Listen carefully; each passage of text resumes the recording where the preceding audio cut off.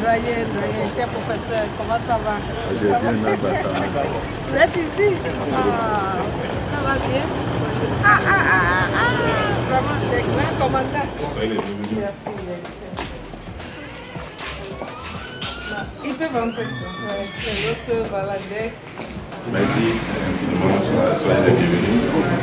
Comme il nous a été annoncé à votre visite, on a vu un peu le programme qui est très serré. C'est un honneur pour nous de vous avoir dans nos locaux. Je crois que c'est la première fois. Oui, c'est la première fois. Comme il se décide quand même d'aller passer mandat à la base, ça me va droit au cœur. Qu'on soit parmi les GPS que vous avez sélectionnés.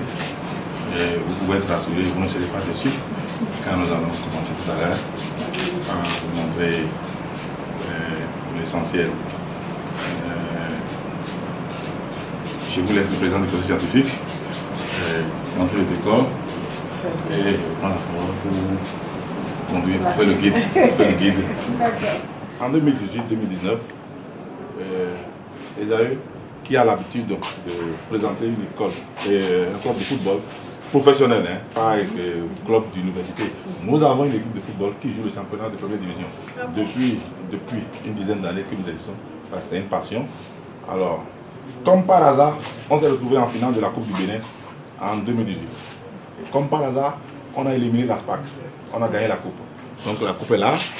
La Coupe du Bénin est bien positionnée là. C'est bien mis. Coupe du Bénin. En 2018. En 2018, oui. Alors, nous avons gagné cette coupe et nous pouvons commencer parce que lorsque vous gagnez la coupe, ça vous engage à jouer la compétition africaine en représentant le Bénin.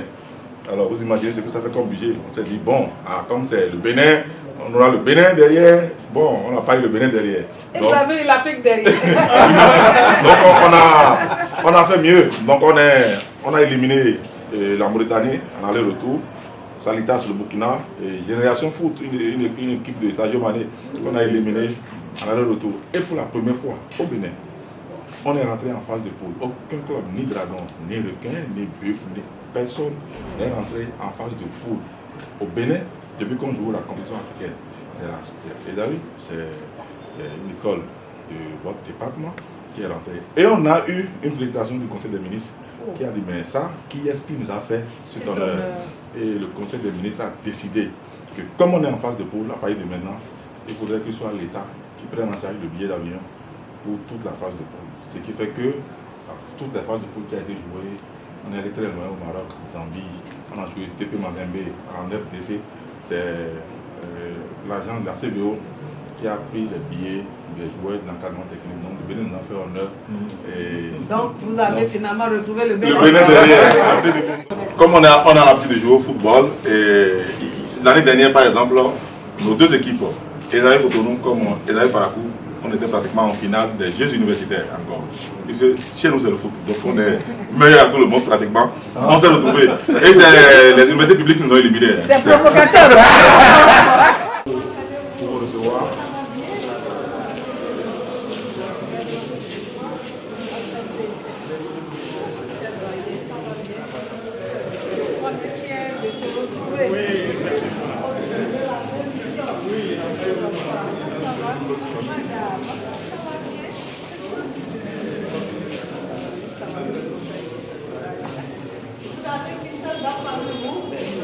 Non, c'est...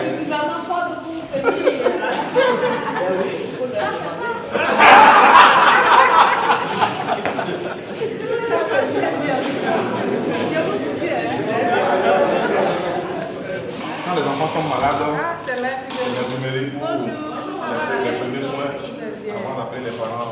On a au moins parfois 12 à 10. Mais vous essayez quand même de les encadrer d'urgence. Vous avez les produits. Oui, c'est systématique. Chaque année, on a une dotation qu'on met en place. Avec les filles pharmaceutiques qu'on achète, on est là pour vraiment commencer les C'est comme si premiers je la soins. connais. Non? C'est le tellement que ça va, les gens, comme on voit beaucoup de gens. Voilà. D'accord. Et comme la bibliothèque aujourd'hui maintenant est illuminée, ils sont ici pour travailler. Très bien. C'est déjà un bon début. Hein. C'est vous le bibliothécaire. Ça se passe bien, c'est numérisé déjà.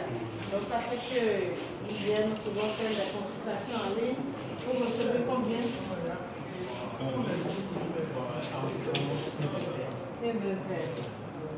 Et ça c'est l'espace. Hein. Ils essayent de quand même de se relayer, oui. Voilà, c'est se relayer.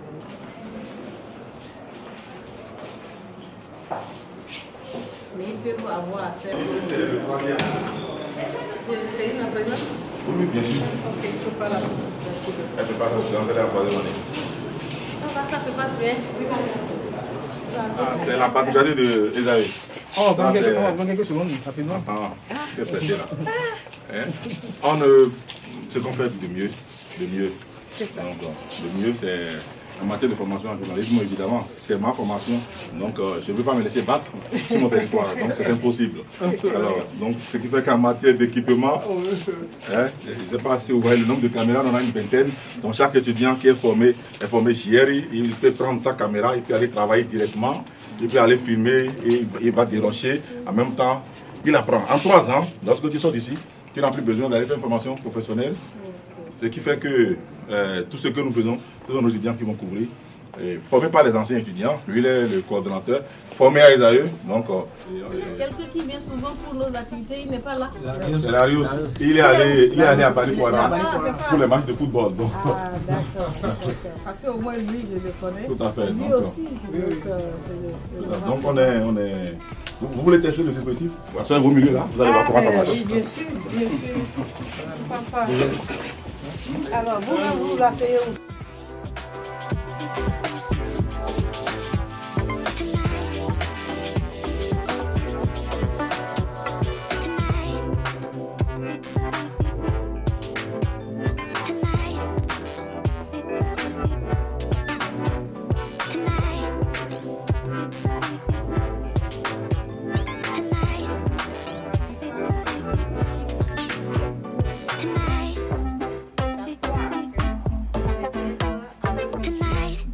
Merci Madame la ministre d'être passée nous voir à Esaü. Alors dites-nous, quel est l'objectif de la visite? Je vous repose la même question. Puisque c'est vous l'autorité, vous êtes mieux. C'est pas vous qui posez la question. Ah ouais? C'est vous qui répondez à nous. Voilà, c'est pourquoi Julien. Je me mets dans la peau du journaliste. Voilà, là c'est le journaliste. C'est le journaliste qui parle.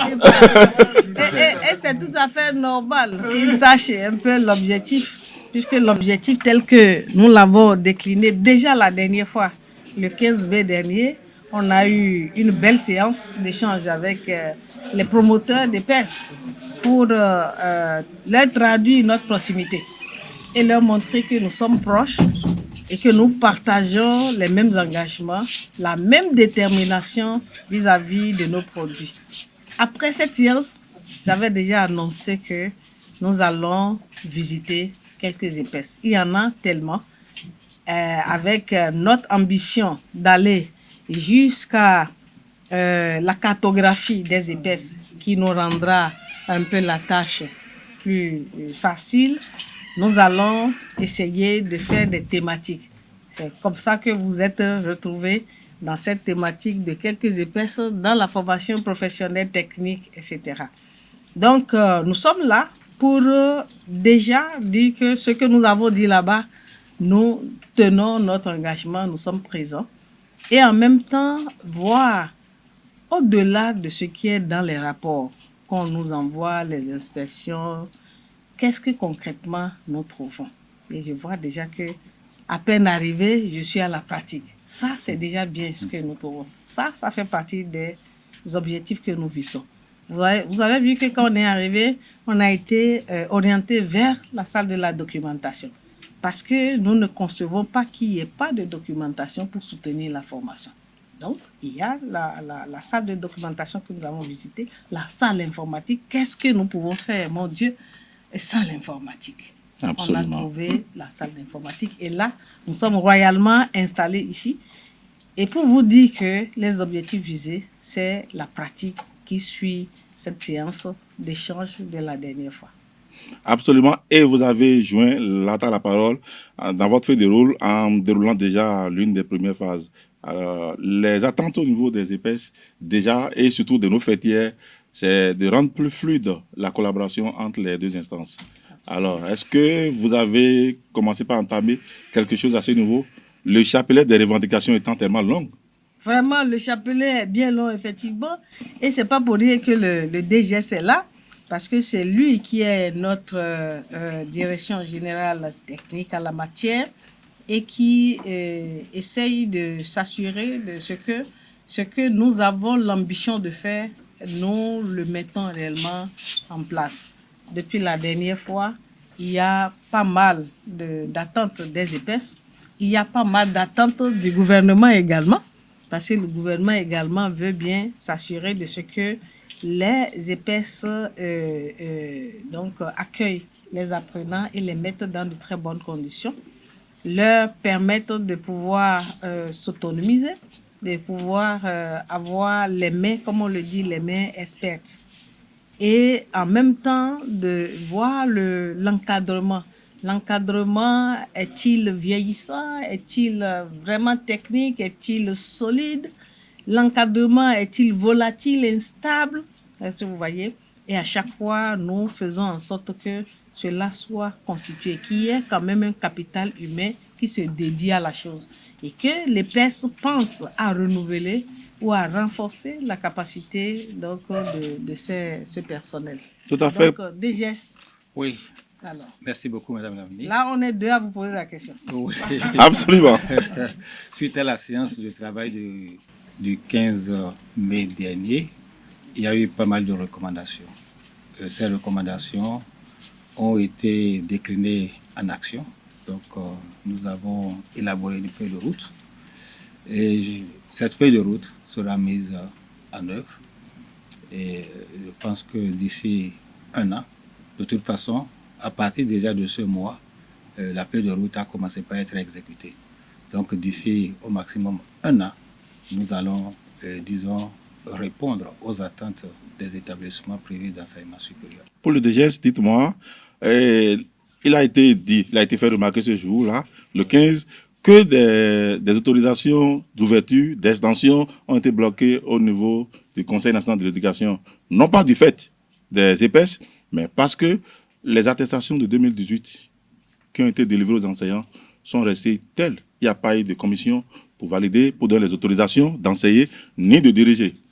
Non, je crois que vous n'avez pas eu la bonne information. Ce n'est pas ça. Et puis nous avons répondu à cette question. Nous avons une séance de travail avec votre fêtière, l'UNEPES. Je pense que vous êtes bien et bien de l'UNEPES. Le président de l'UNEPES est dans la délégation ministérielle. Nous avons dit que nous allons étudier et nous l'avons fait. Alors, les résultats sont disponibles et puis bientôt nous allons délivrer les attestations. Donc, les dossiers ont été bel et bien étudiés par le Conseil consultatif de décembre 2022. C'est vrai qu'il faut même compléter ce qu'il a dit. C'est qu'effectivement, les autorisations, et il a dit le jour-là, les autorisations d'enseigner, de diriger, on reconnaît qu'il y a une bonne part au niveau de l'administration compte tenu d'un certain nombre de difficultés qui ont été résorbées. Et dès lors que nous avons franchi cette étape, il était question maintenant de pouvoir regarder cela sur les critères et voir justement les dossiers qui sont soumis. Comment sont ces dossiers? Est-ce que ces dossiers sont complets? Est-ce que nous avons eu suffisamment d'échanges pour permettre aux uns et aux autres de savoir quels sont les éléments constitutifs, quels sont les éléments qui ont varié dans le temps, quels sont les éléments qui ont été d'une difficulté extrême quant à leur accessibilité. Tout ça, je crois que il avait répondu à cela que c'est déjà résorbé. Ce qui reste, c'est que ces autorisations, c'est ce qui s'est traduit par le chiffre très faible présenté le jour-là. parce que c'est à croire que les épaisses avaient péché et que leur dossier était suffisamment nul. Donc, on a expliqué. Et ces explications déjà données, les prochaines sessions, normalement, devraient connaître une levée de réserve à beaucoup de niveaux. C'est beaucoup de réserves. Ce n'est pas que c'est des dossiers qui ont reçu un avis défavorable. C'est des avis réservés justement parce qu'il manque ceci, il manque cela. Et l'administration, là où elle doit pouvoir faciliter quelque chose, elle le fera. Et je pourrais également compléter en disant que en termes de mise en œuvre de recommandations, déjà nous avons rendu compte au chef de l'État. Ça, c'est important de montrer que nous sommes en train de faire quelque chose et que le privé, le public, au cœur, la structure centrale sont en train vraiment d'harmoniser les choses. Nous avons rendu compte de cette belle séance. Nous avons dit au chef de l'État que nous irons sur le terrain voir si c'est fait.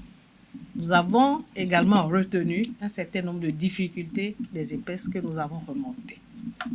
Et nous allons nous donner la tâche puisque, à l'issue de cette séance, nous avons convenu de mettre en place un comité de réflexion, un comité conjoint pour recenser les difficultés et les analyser ensemble.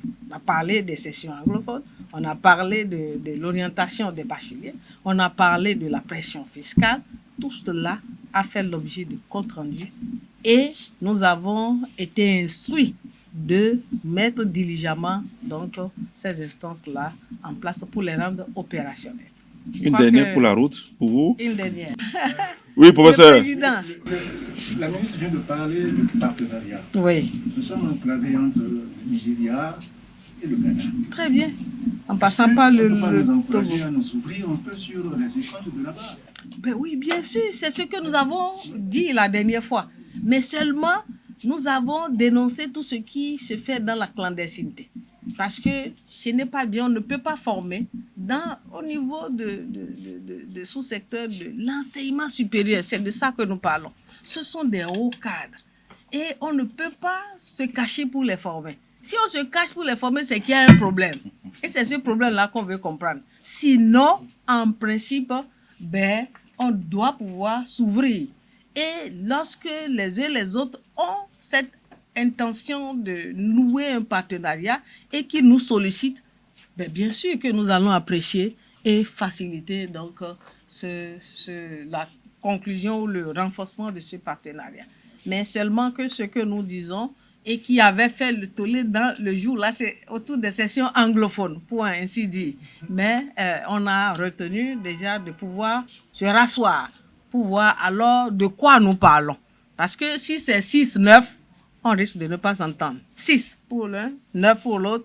On va toujours, chacun va être dans son bloc et on ne va pas s'entendre.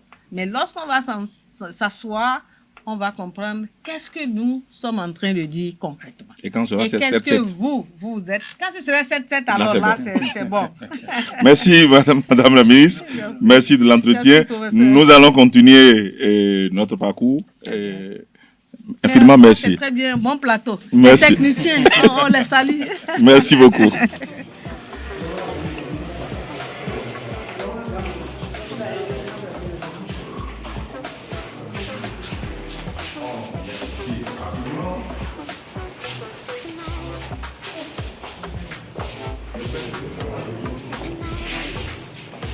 On va voir maintenant les techniciens qui sont...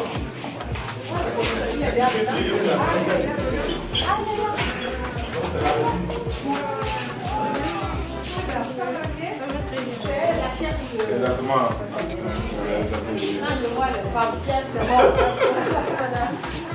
C'est une assistante. Comment vous avez apprécié notre prestation que vous avez? Vous êtes bien débrouillé. Vous avez pris à la sommaire. Tout est moyen vous aurez ça sera diffusé. Non, mais sans autorisation, non. Tout ce que vous avez dit, c'était juste et parfait. Donc, il n'y a pas d'inquiétude. Ne vous en faites pas.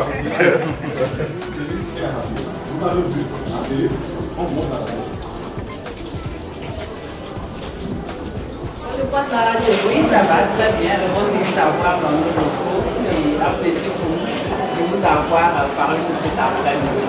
Ça démontre la considération que vous avez à la fois pour les établissements. Ça, c'est ma collaboratrice, Gaëlle Aïdi. Là, c'est ma stagiaire. La seconde est en train de faire le reportage avec vous. Ça se passe bien? On apprend quelque chose?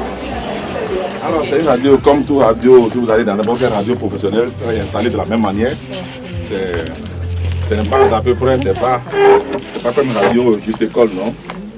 Ça peut diffuser en temps réel. Voilà. Oui, c'est une radio professionnelle. Vous avez dû avoir les fréquences sorties ou bien c'est... Non, la HAC nous a autorisé à diffuser en numérique. Ah, numérique. Ah oui, c'est ça, c'est ce que nous voyons. Voilà, c'est l'autorisation que nous avons eue. Ils n'ont pas accepté de nous autoriser à diffuser. On attend qu'ils lancent, on va solliciter. Mais si nous passons, on est équipé. On a tout ce qu'il faut pour ça. Félicitations, du courage. Mais ça, c'est vraiment bien. Puisqu'on a déjà vu l'autre, et c'est la télé, donc c'est la sœur, la radio. Et ça se passe très très bien. Combien de langues? Là maintenant, nous n'avons pas encore commencé les émissions en langue parce qu'on est en train de vouloir mouler nos étudiants. Absolument. D'accord, donc on va voir avec le DG comment est-ce qu'on pourra commencer à permettre aux enfants de faire des présentations en langue aussi. Ça, c'est ce que je vous donne. Ça. Absolument. C'est ça. Ça ne dépendra que de vous. Vous avez des étudiants qui parlent d'hindi. Voilà. Vous avez un Yoruba qui est à côté de vous, là, voilà. par exemple. Elles vont commencer par s'essayer à la chose. Exactement. Parce que la langue, elle est très importante. Parfois, elle handicape. Elle empêche de sortir le meilleur de son potentiel. Simplement parce qu'on ne comprend pas en langue étrangère. Absolument. Voilà. Vous avez tout ce qu'il vous faut. Donc, c'est juste cette dimension qu'il faut mettre. Diversité, déjà, ce savoir très particulier. Ça va être Merci. Merci. Merci, madame la Merci.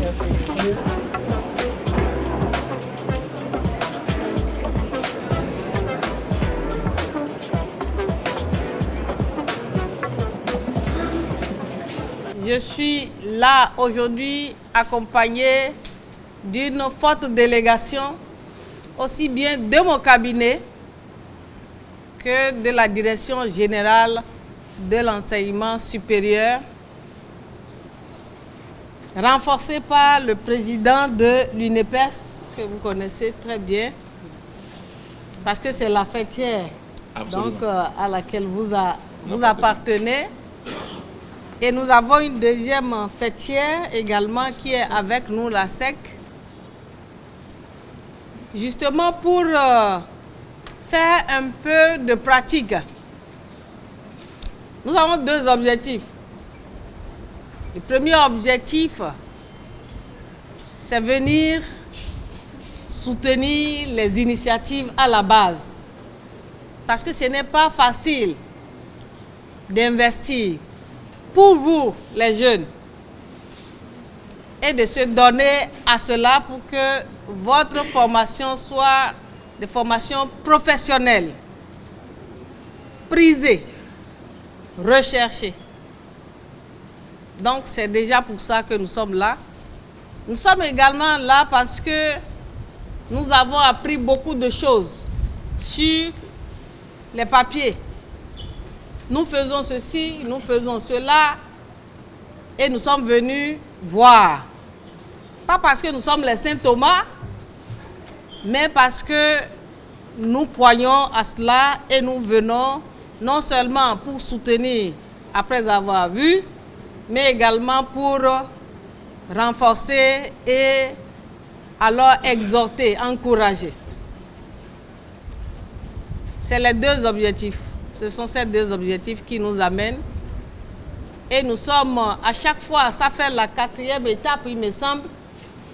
Nous avons encore une dernière étape. Je voudrais déjà saluer votre endurance. Vous avez certainement utilisé le temps à faire des choses pratiques. J'espère que vous n'avez pas utilisé le temps à attendre sans rien faire, les chers amis. Je suppose que vous avez bien utilisé le temps. Vous êtes dans un secteur, une filière très pratique. Parce que vous êtes des professionnels, que ce soit de son, des images et d'autres. Parce que vous avez des filières également techniques que nous avons vues, pratiques. Nous sommes venus vous dire que le gouvernement de son Excellence, le président Patrice Talon, s'est engagé à professionnaliser toutes les formations, à les rendre pratiques et à soutenir les initiateurs à la base.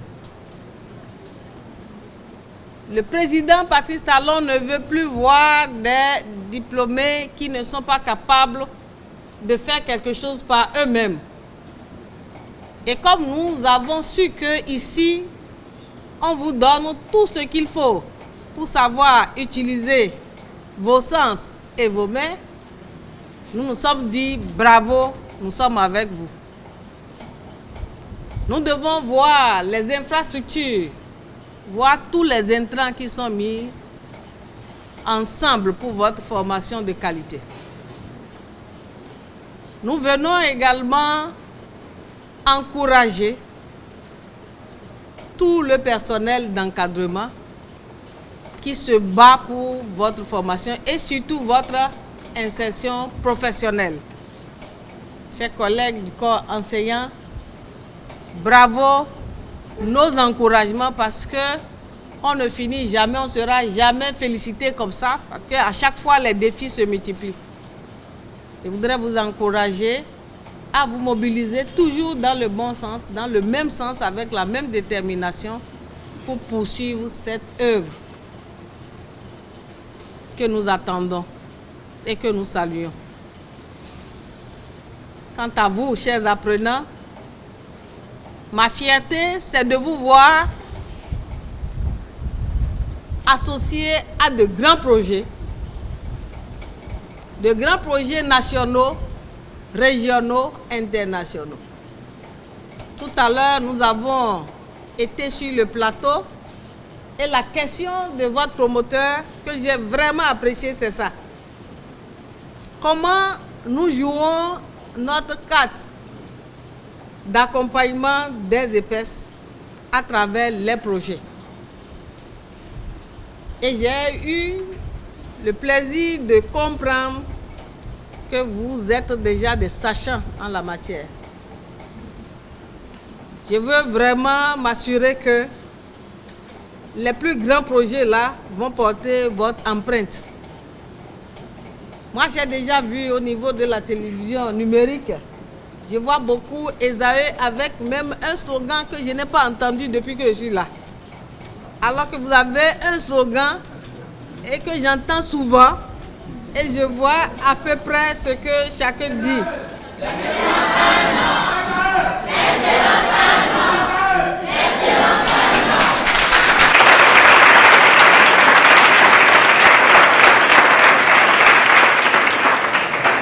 J'espère que ce n'est pas au bout des lèvres. J'espère que c'est dans les faits. Parce qu'il faut y croire. L'excellence a un nom, ça c'est vrai. Et il faut porter ce nom-là. Vous devez être excellent. Être excellent, ce n'est pas chose facile. Ça, je dois vous le dire. Être excellent, c'est déjà un sacrifice. C'est une détermination.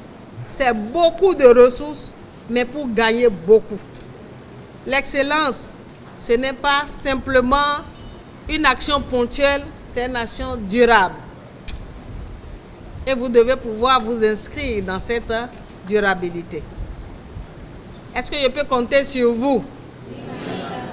J'ai dans mon équipe les grandes personnalités et je sais que si je vous présente quelqu'un, vous allez tous vraiment vous lever et dire il est bon. C'est le directeur des examens concours qui organise vos examens nationaux.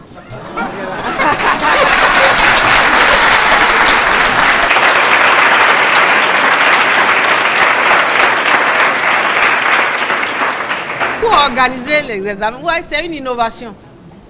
Et en même temps, nous comprenons tout ce qui va avec. Nous vous rassurons. N'écoutez pas ceux qui veulent se perdre. Accepter de pouvoir s'évaluer et d'avoir les diplômes, vraiment, c'est une bonne chose. Et ce n'est pas facile pour nous aussi d'organiser cela parce que nous avons suffisamment élevé le niveau à telle enseigne que les gens viennent de l'extérieur en mission pour copier Et ça, vous devez en être fiers. Il faut garder ça le plus longtemps que possible. Celui qui dit « je ne veux pas examen, je ne veux pas évaluation », franchement, je ne sais pas si vous devez vous faire ami à cette personne-là. Vous devez pouvoir apprendre à vous évaluer. Et c'est ce que font justement les enseignants également à travers, j'ose croire, les opportunités de renforcement de capacité que vous leur donnez. Puisque un peu partout où nous sommes passés, ça a été un indice important de pouvoir soumettre le personnel également de enseignants à de renforcement de capacité pour actualiser justement la base de sa connaissance et pouvoir accompagner mieux les apprenants. Les apprenants sont très curieux maintenant. Ce n'est pas comme les apprenants d'il y a 20 ans, 10 ans, où ça, on donne en ligne droite et puis ça baisse la tête et puis ça prend note. Non. Vous donnez quelque chose maintenant, ça peut faire l'objet de débat. Et c'est de ce débat que nous appelons de nos voeux. Pour que ce soit des débats de qualité. Lorsque vous êtes sur le terrain, votre savoir-faire, comment vous le manifestez? Est-ce que, par exemple, ça c'est une préoccupation que je voudrais partager avec vous. Ça a été également la préoccupation du chef de l'État. Lorsqu'on vient dans un environnement, est-ce que vous voulez justement vous vendre, innover dans les éléments que vous ressortez de l'environnement? C'est vrai qu'il y a des éléments insolites que d'autres aiment. Est-ce que vous n'allez que vous inscrire dans les insolites? Non, il doit y avoir des éléments qu'on peut vendre. Et je vous dis que les grandes puissances, les autres pays que vous voyez, nickel, vous dites, ah, on a vu ceci ici, c'est Eldorado. Ça, là-bas, c'est le paradis. Ah, ici, c'est l'enfer. Vous faites erreur. Parce que les uns et les autres montrent ce qui est bon. Et c'est autour de ça qu'il y a donc de l'activité. Et vous êtes des professionnels de ces matières. Vous devez savoir qu'est-ce que vous vendez, qu'est-ce que vous irez chercher et qu'est-ce que vous allez communiquer. Et je pense que je suis très fière de vous parce qu'à chacune de nos activités, j'ai la facilité de me retrouver déjà sur la toile et je vois que c'est Esaü qui porte cela. On peut applaudir.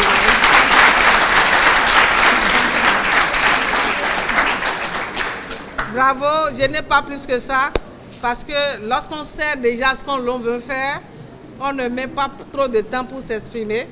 C'est tout ce que je vais vous dire. Je vais vous encourager à sortir le meilleur de vous-même, à savoir que c'est des opportunités rares d'avoir des gens qui s'investissent pour vous, à ne pas perdre ce temps. Même lorsqu'on parle de cybercriminalité, de tout ce que vous voulez, comme vice, ça, ce n'est pas nous, notre jargon. Notre jargon, c'est le professionnalisme, c'est l'excellence et c'est de ça que notre pays a besoin. Vive votre insertion et plein succès à vous.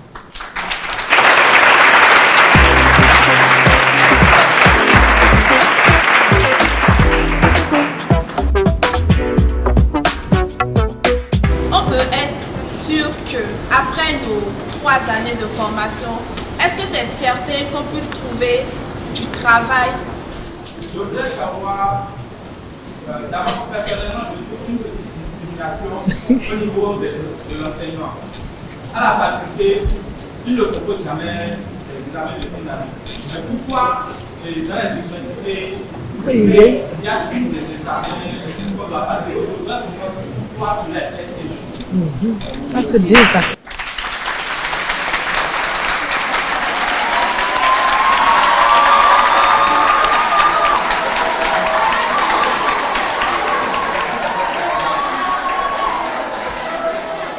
Je peux résumer votre intervention en la dernière. Au niveau des universités publiques, vous savez, c'est l'État même qui est là et qui a mis tout le dispositif, qui a recruté, qui évalue, qui assure la promotion, qui paye, oui, qui évalue et qui paye. Et donc, qui s'assure de ce que le dispositif est là pour faciliter la formation dans de bonnes qualités, dans de bonnes conditions, une formation de qualité. Donc, le gouvernement, l'État a intérêt, tout son intérêt à ce niveau parce qu'il a injecté pas mal de choses. Et il espère que ce dispositif puisse normalement permettre à tous les apprenants de pouvoir donc s'insérer. Mais ce que nous avons, ça ne nous permet pas de capter tout le monde. C'est pour cela que les privés jouent un rôle important. Et les privés également apportent leur savoir-faire pour dire nous-mêmes, on veut ouvrir telle filière. Nous voulons nous essayer dans telle formation, dans tel domaine. Parce que nous avons fait l'étude de marché. Et ça permet à ma fille qui a posé la question de savoir que la question là, c'est d'abord une question de l'EPS à l'interne. Pour ouvrir la formation doit être assez intéressante. Ça doit aboutir, ça doit répondre à une problématique. Et ça doit permettre à ceux qui viennent se former de pouvoir s'insérer quelque part. C'est pareil dans les universités publiques. Il y a des formations pour lesquelles on est là pour d'abord s'assurer que nous réduisons de façon considérable l'ignorance en possédant la formation des ressources humaines. Et après, il y a des formations qui sont stagnantes. Ces formations, ces offres de formation atteignent un niveau stable et elles ne donnent plus pratiquement rien d'autre que d'encourager beaucoup de personnes dans la recherche de leur point de chute. Et ces formations, nous sommes en train de mettre les réformes là-bas également pour que ces formations soient revisitées et qu'on regarde de quoi on a besoin pour être présent à ce rendez-vous. Donc, lorsque vous faites votre formation, c'est dit déjà que l'EPS sait déjà où vous allez et a déjà préparé le terrain pour ça. Et de son côté, le gouvernement, qui salue l'initiative, doit pouvoir accompagner l'EPS là à atteindre son but. Ça, c'est la première chose. Maintenant, l'EPS, on a traversé beaucoup de situations où l'EPS est capable de vous donner vos propres attestations et les diplômes. Ça, c'est l'EPS qui donne ça. Et quand vous avez la possibilité et qu'il y a les tests, les concours, on dit, ah, comment on va reconnaître ça? On dit, allez-y, nous ne reconnaissons pas puisque nous savons que vous avez les filières. Mais comment ça s'est passé jusque-là? On ne peut pas certifier. Et c'est là où vous avez fini, vous avez vos parchemins, mais une autre course commence pour aller rechercher l'équivalence de votre attestation ou de votre diplôme. Et ça fait tout un chemin. Après, à un moment donné de collaboration, on a dit, bon, on va commencer par faire la co-signature ou la reconnaissance. Ça aussi, on a traversé tout ce temps-là. Toujours pour accompagner les EPS, parce que seul, il y a eu un problème. Tant qu'on n'a pas encore atteint le niveau que tous les EPS vraiment aspirent à atteindre, qui est celui de l'homologation, il y a toujours des difficultés pour la valorisation donc, des diplômes. Donc, le gouvernement a accompagné les EPS dans la co-signature. Ils finissent et vous avez la direction qui co-signe pour dire oui, nous reconnaissons et puis nous signons pour permettre donc aux diplômés de valoriser son parchemin. Après, c'est la reconnaissance. Oui, on reconnaît, on ne peut plus signer parce que franchement, c'est un acte très délicat et nous pouvons alors reconnaître sur la base d'un certain nombre de, disons, de référentiels, nous pouvons reconnaître que oui, ce diplôme a été donné dans telle structure. Et le problème est toujours là, parce que quand il s'agit de faire les concours et de se valoriser, il y a un problème. C'est comme ça que le gouvernement dit, bon, maintenant je vais aux examens nationaux. Et les examens nationaux, tels que j'ai compris, c'est vraiment l'évaluation de compétences sur certains au niveau de certaines matières. Ce n'est pas toutes les matières que vous faites qu'on vous donne, par exemple. Donc, on choisit justement de façon consensuelle, suivant les référentiels, de vous évaluer sur un certain nombre de choses. Puisque vous avez, avant d'aller à ces examens, vous avez déjà fini, vous avez soutenu normalement. Donc, vous avez déjà quelque chose. On veut simplement évaluer cette compétence. Et dès qu'on a évalué ça, donc dites-moi, mes chers amis, une fois que vous avez déjà quelque chose au bout des mains, vous avez peur de quoi? Vous avez déjà la compétence, vous avez fait votre soutenance. Ça dit que vous êtes compétent, oui ou non? Et on dit maintenant, juste pour s'assurer de ce que, ok, vous avez ces compétences-là, on va faire l'examen national. Et l'examen national vous permet d'avoir maintenant un diplôme qui n'est plus soumis à équivalent de diplôme. Ça veut dire qu'on reconnaît ça naturellement. C'est ça l'avantage qui est associé à ça. Maintenant, ce que vous posez comme question et qui vient souvent, on dit mais pourquoi dans les universités publiques là, ils ne font pas ça alors, par conséquent, nous laissons les épaisses et nous courons là-bas. Il n'y a pas toujours la place là-bas. Et vous n'avez pas toujours ce que vous cherchez nécessairement là-bas. C'est pour cela que lorsqu'on est quelque part, on se donne à la chose. C'est pour un temps, vous avez vos parchemins et vous avez tout le reste du temps pour vous améliorer. C'est ce que je pouvais vous dire par rapport à cela. Donc, mes chers amis, n'ayez pas peur des examens. C'est ce que j'ai dit tantôt. Qui a peur des examens après ces explications-là? Levez le doigt, je vais voir vous qui avez peur des examens. Donc, plus personne n'a peur des examens. Donc, c'est vraiment ça. Mon ami, c'est ça le problème. Mais nous continuons parce que la question que vous avez posée est la même que vos promoteurs ont posée. Surtout sur la base d'effectifs. Parce qu'ils ont commencé par voir que c'est parce que vous avez peur de faire les examens que d'autres préfèrent aller carrément dans le public.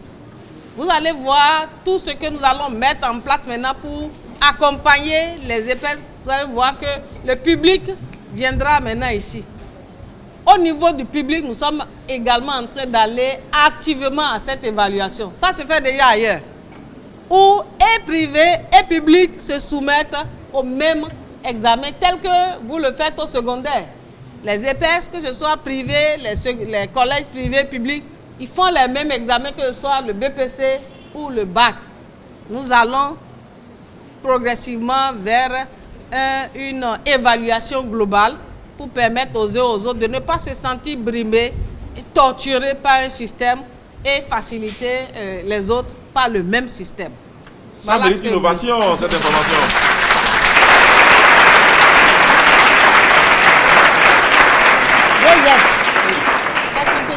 Qu'est-ce que le ministère fait pour encourager les étudiants de ESAE? Quand vous vous inscrivez, c'est pour être bien formé. C'est pour être compétent à la fin de votre formation.